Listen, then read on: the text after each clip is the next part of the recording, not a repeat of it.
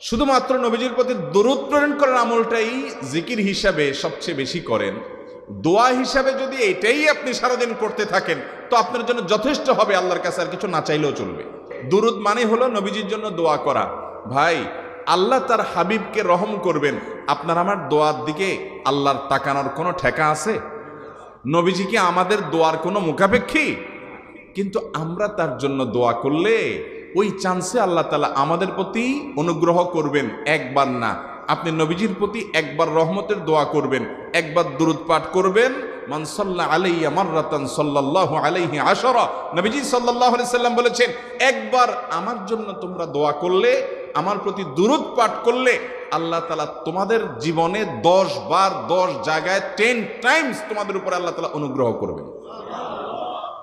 আপনি টেরও পাবেন না কত জায়গায় আল্লাহ অনুগ্রহ করেছেন, আল্লাহ বাঁচাই দিয়েছেন, একটুর জন্য শেষ হয়ে যান নাই। ওই যে দুরূদ পড়ছেন,